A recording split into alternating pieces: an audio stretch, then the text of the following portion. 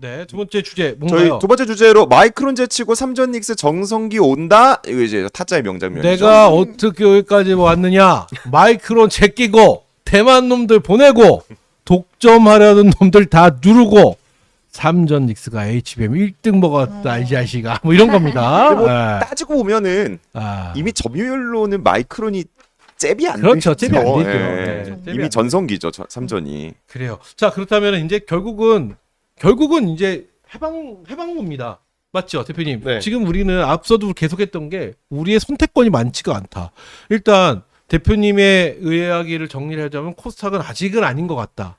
지금 삼전 닉스의 힘이 너무 세기 때문에 이쪽 쪽으로 보는 것이 현 시점 맞지 않겠느냐란 말입니다. 될 줄 알았어요, 코스닥. 저도요. 될 줄 알았는데 저도 안 움직였습니다. 저도. 그러면 이제 내가 내 고집을 부릴 때가 아니고 순응하는 게 맞다라고 봐요. 저 여태까지 그래도 코스닥 갈 거야라는 생각했었거든요. 근데 아까 그거 뭐죠? 그 국민펀 성장 펀드 네, 아, 리가켄바이오. 리가켄바이오에 들어갔는데 마이너스 8%다. 네. 요거면은 제 생각과 좀 달라집니다. 아, 바뀌셨나요? 좀? 아, 지금 살짝 좀 옮겨가. 왜냐면 그래도 저는 국민성장 펀드도 큰 어떤 부양책 중에 하나거든요. 그쵸. 코스닥 부양책 중에 하나라고 그쵸. 저는 보거든요. 근데 그랬는데도 움직임이 없다. 그럼 결국은 시장은 철저하게 반도체 삼전 닉스의 포커싱이 무조건 맞춰져 있다. 아, 이런 생각을 저도 좀 이렇게 들기 시작하는데, 자, 그렇다면 대표님 여기서 아까 그 말씀하신 삼전 닉스 말고는 볼 게 지금 없는 상황입니다. 우리는 뭐 돈이 되는 이야기를 해야 되는데, 네. 지금 우리가 삼전 닉스 들어가서 꼭지 잡으라는 얘기는 사실 못 하겠고, 그럼 어떤 좀 해결책이 있고 어떤 해안이 있을지, 요번에 기도했다고 기도를 할 수도 없고, 어떻게 해야 될까? 사놓고 물 떠놓고 기도할 수는 없죠. 네. 그런데 이제 그거 같아요. 제가 아까 말씀드린 것처럼 지금 시장에 대한 조정이 어느 정도 나오고 있는 상황. 근데 저는 이게 일시적이라고 보고 있기 때문에 기회로 보고 있는 거거든요. 그러니까 시장에 대한 부분을 저는 좀 더 상방을 보고 있어요. 근데 만약에 하방에 대한 길이 열려 있다라고 보시는 분들께서는 현금화하세요. 현금화? 네. 와. 그러니까는 내가 하방으로 볼 거야라고 한다면 떨어지는 거 잡고 물려서 계시지 마시고요. 애매할 땐 현금화를 하시는 게 맞습니다. 떨어진 거라고 보시는 분은 만약에 그러면 시장 계속해서 이렇게 탄력성 있게 갈 것이다 네. 하시는 분들은 지금의 조정은 땡큐가 되겠죠. 분할 매수의 네, 기회다. 분할 매수 관점에서 가는. 우리 저희 둘이 호범. 예. 저도 굉장히 인버스를 좋아하는 스타일이긴 한데 그 인버스를 대하는 어떤 그 스탠스예요. 그러니까 이게 단기적으로라도 그 수급을 내가 먹겠다라고 한다면 인버스를 갈 만하겠죠. 근데 그게 아니라고 한다면 지금 솔직히 말씀드리면 방향성을 좋습니다. 전혀 예측할 수 없는 자, 시장이에요. 이렇게 얘기해 주는 건 일단 방송용이고, 네. 그럼 우리 유튜브용으로 한번 가볼게요. 대표님 어떤 전략으로 어떻게 가고 있어요? 그래서 뭐 샀어요? 어떻게 팔고 어떻게 했는지 한번 얘기 좀 해주세요. 저는 지금 아까 말씀드린 것처럼 반도체 대장주 대장주를 삼성전자와 빠졌을 SK 때 여기 하이닉스 샀고. 그렇죠. 그러니까 현금화를 해놓고 그리고 이제 PC 지표 발표에 따라서 그 방향성이 좀 나뉠 수 있다라고 생각을 했기 때문에 전날 나왔죠. 네, 전날 매도를 다 해서 현금을 만들었습니다. 그러니까 현금화를 하고 음. 있는 상태에서 오늘처럼 빠졌을 때 조금씩 분할로 들어간다는 거잖아요. 네. 분할로 들어가는 이유는 혹시 모르게 빠질 수도 있기 때문에. 그러니까 제가 현금화했을 때 어떤 전략이냐면 오케이 PC 지표 나왔는데 안 좋게 나왔어. 시장 하락이야? 그럼 나 인버스 갈 거야. 그 아. 생각을 하고 계셨구나. 현금화를 갈 때. 음. 그런데 PC 지표 괜찮게 나왔는데 괜찮게 나왔죠. 괜찮게 나왔으면 이거는 기대감을 좀 가져볼 수 있겠는데 그런데 웬걸 생뚱맞게 다른 종목 그 마이크로소프트하고 애플 때문에 애플 밀렸잖아요. 때문에 그래서 밀렸죠. 오케이 제가 봤을 때 그거는 단기적인 악재라고 봤습니다. 길게 갈 왜냐면 이슈 아니다. 이놈의 이놈의 미 증시도 정상적이 못한 게요. 옛날 펀더멘탈 좋고 미국 증시는 정상이다라고 하지만 모르겠어요. 서학개미가 가고 나서부터인지 모르겠지만 미 증시도 펀더멘탈적으로 지금 비정상적이에요. 그렇죠. 그러니까 전 브로드컴 쇼크 얘기하잖아요. 네, 이번 주에 있었죠. 이게 지금 시장 기대에 못 미치는 가이던스가 제시가 됐기 때문에 뭐 쇼크다 어쨌다 그러는데 가이던스가 시장의 기대치가 너무 높아요. 너무 높은 그래서 게 문제죠. 저는 그것도 좀 불안하긴 해요. 눈높이가 너무 높아져서 전 브로드컴도 마이크론도 그럴 줄 알았어요. 기대치가 높아서 시장 예상치는 호실적 나오지만 기대치에 못 미칠 수도 있겠다. 저도 그렇게 생각해요. 했는데 높게 나왔잖아요. 맞아요. 그래서 그때 현금화가 얼마나 후회했는데요. 욕도 많이 먹고. 그런데 그런데 어찌됐건 나는 하방이야 아니면 상방이잖아요. 근데 지금 시장 자체가 이미 비이성적인 거고요. 그러면 어쨌든 PC 지표는 물가 지표가 전 중요하다고 봐요.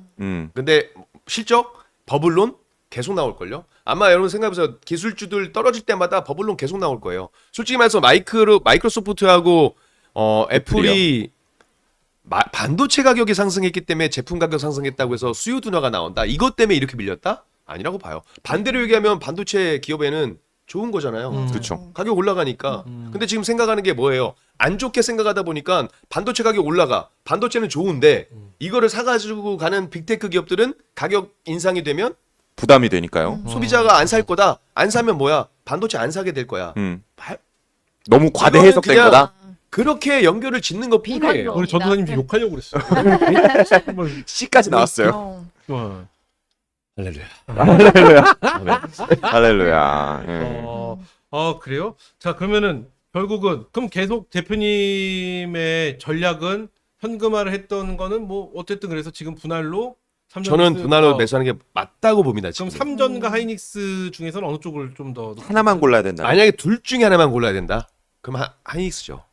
이유는 결국 뭐 이제 전략적으로 봤을 때 지금 시장에서 가장 고부가 가치 제품이 뭐고 선단에서 점유율을 높이고 있는 게 뭐냐? HBM이잖아요. 그렇죠. 결국 HBM 정도 그 외에 뭐 범용 뭐 레거시 제품이라든지 이런 낸드에 대한 디램, 이야기가 낸드, 나오지만 그래도 아직까지는 HBM에 대한 수요가 좀 더 좋아질 거라고 보고. 그렇다면 이렇게 뭐 아까 하이닉스 너무 비싸서 스퀘어 쪽으로 갔다 그랬잖아요. 물론 제가 틀릴 수도 있습니다. 왜냐면 저는 하방도 계속 열어놓고 있으니까. 그렇지만 지금 제가 말씀드리는 건 저는 이런 전략을 가져가서 좀 공격적으로 보고 있다라고 보시면 될 거예요. 그렇다면 하이닉스 쪽을 보시는데 어쨌든 그러면서 계속해서 계획은 앞으로 향후 계획은 아이 둘 뭐 이런 게 아니라 향후 계획은 빠질 때마다 이렇게 모아간다는 거잖아요, 결론은. 매수군. 아들 계획도 있긴 해.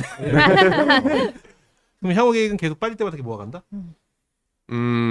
그렇죠. 그럴 생각입니다. 근데 근데 미국장 꺾이면 그때 뭐 인버스 쪽이나 이렇게 갈 거다. 그렇죠. 근데 저는 지금도 마찬가지로 말씀드리는 게 오늘 일부 매수를 했잖아요. 근데 따지고 보면 10%씩 매수하면 20%거든요. 하루에. 두 번 매수하면 40%예요. 그럼 그렇게 해봐야 5번밖에 안 될 텐데 네. 저는 그 전에 한번 다시 상승 나올 거라고 봐요. 그러니까 아. 지금 시장은 어떤 그 이론적이나 그런 논리가 안 통하는 시장이다. 여태까지 우리가 봐왔던 시장이 아니다. 네. 논리가 통하지 않는다. 급락이 나오면 급등이 나온 그랬던 계기가 있었고요. 지금도 물론 아래꼴이 다 물론 밀릴 수도 있습니다. 근데 저는 아직까지는 반도체에 대한 그 포모가 많긴 하지만 터질 때는 아니라고 봐요. 아직. 언젠간 터질 겁니다. 이게 좀 있다가 이제 무당 찾아가는 시기가 오면요. 곧 올 것 같은데요. 뭐 그런 시기가 언제일까요? 오지 않을까 싶을 정도로 지금 가고 있습니다. 또 궁금한 거 있어요? 지금 최범 하나. 저는 그러면 그 고점 계속 모아가라고 말씀을 하셨잖아요. 근데 그 가격대를 생각하시고 모아가시는 걸까요? 지금은 근데 그 가격대도 안 아니요. 보실 것 같아요, 맞죠? 개인적으로 보는 가격대가 지금 뭐 증권사에서 나오는 그 리포트들이 있잖아요. 네. 네. 그거는 솔직히 좀 오바라고 보고 있고요. 어. 거기까지는 안 못 가지- 간다. 간다 하더라도 그러면 무조건 세로 나올 것 같아요. 아, 그럼 다들- 세돈이 네, 나온다. 무조건 세로 팔겠죠? 나올 그 목표가가 도달하면 그렇죠. 세로 나올 것 같고요. 음. 너무 욕심 부리지 않는 성향. 이건 속에서. 어때요? 시장이 꺾이는 신호로 이런 말씀해 주신 분이 계세요. 빅테크 기업까지는 아니지만 그 밑에 단에 아래 단에 있는 AI에 대한 투자를 하는 네. 기업들이 있잖아요. 거기서 뭐 투자를 철회하겠다가 아니라 우리 이 지금 투자를 예를 들어서 뭐 10,000원을 했는데 우리 계속 10,000원의 투자에 대한 계획이 있었는데 이게 좀 부담돼서 우리가 조금만 줄여서 한 9,500원 정도로 좀 줄일게. 라는 이야기가 나오면 그때부터 시장이 출렁할 것이다라는 얘기도 굉장히 많거든요. 출렁은 할 건데 네. 하락은 아닐 거라고 봐요. 근데 출렁하다가 다시. 왜냐면 투자금을 줄인 것뿐이지 안 하는 게 아니잖아요. 네. 제가 이야기를 한번 드린 적이 있어요. 시장에 대한 고점, 그 미국 증시에 대한 고점을요. 하이퍼스케일러 기업들이 캐펙스를 굉장히 늘리고 있는데 네. 그 기업들은 바보가 아니잖아요. 분명히 이유가 있으니까 그렇게 그렇게 되기 하는 싫고 거겠죠. 할 수밖에 없으니까 하는 건데 그 뭐 예를 들어서 뭐 마이크로소프트, 구글 뭐 이렇게 쭉 있는데 그 기업군들 중에서 캐펙스 관련해 가지고 그러니까 줄이는 게 아니고 빠지는 기업이 생기는 순간. 아예 철회한다는 거죠. 아예 철회까지는 그게 들어간 박은 돈이 있는데 그만큼 그 수요성이 없다, 실효성이 없다라고 보는 거예요. 그러니까 줄일 수는 있죠. 근데 이것도 마찬가지예요. 어제 그 미증시 하락했던 원인 중에 하나가 또 그 오픈 AI IPO가 IPO 내년으로 밀린다고 미뤄진다는 하죠. 이야기가 있었잖아요. 근데 이것도 해석하기 나름인 것 같아요. 그래서 그게 악재인가? 예, 예. 그러니까는 미뤄진 이유가 야 니네 이것도 못하는데 무슨 IPO라고 투자를 한다는 거야 이렇게 해석을 하는 거거든요. 미뤄질 수 있죠. 네. 그럴 수 있는 거잖아요. 뭐 좋게 본다면 미뤄질 수 있잖아요. 그런 일정들의 어떤 변화는 있을 수 있지만 좀 과도하게 해석한 부분은 저는 있다고 봐요. 이 정도까지 시장을 밀 이슈는 아니다. 아니 그런 똑같은 이유로 이만큼 올려놓고 똑같은 이유로 이만큼 올려놓고 그렇게 빠진다? 저는 그거는 아니라고 봅니다. 사후 약방문 좋습니다. 느낌인 거죠.